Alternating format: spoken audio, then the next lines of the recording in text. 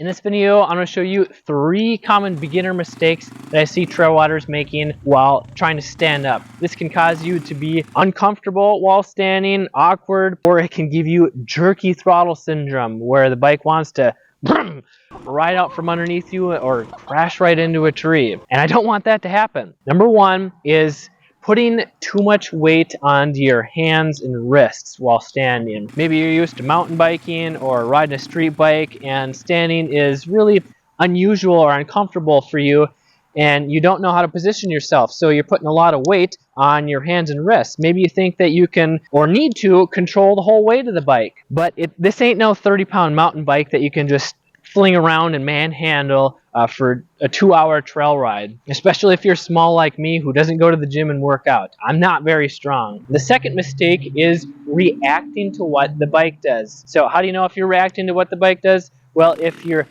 constantly pulling or pushing on the handlebars to try and stay in control. When you stand up, is it harder to control the throttle because when you accelerate, you get pushed back and have to pull up on the bars? Well, this is a sign that you have jerky throttle syndrome, which is super common for beginners. This is where the bike is controlling you, making you feel intimidated because the bike wants to accelerate and smash right into a tree. So what you got to do instead is anticipate what the bike is going to do. Instead of accelerating and being pushed back, you want to move your body position ahead of time so that you can relax your arms and your hands. For example, if you're going up a hill or if you accelerate really hard, whether it's on purpose or accident, and you get pushed back a little bit and you have to pull yourself back up, this is putting way more stress on your arms and hands. It's like doing a pull-up.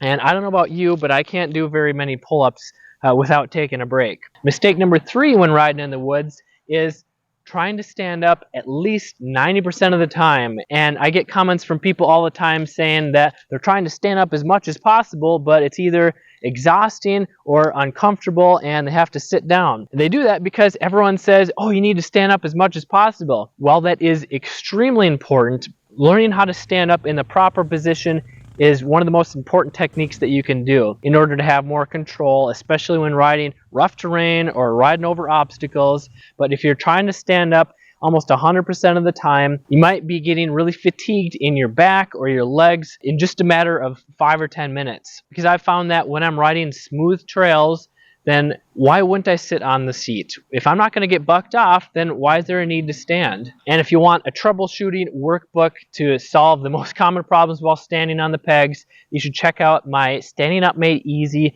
troubleshooting workbook. It's in the description below. And if you hate crashing like me, then you should check out this video here on 5 common mistakes trail riders make that cause them to crash hard. I'm Kelly Figure from MX Hideout.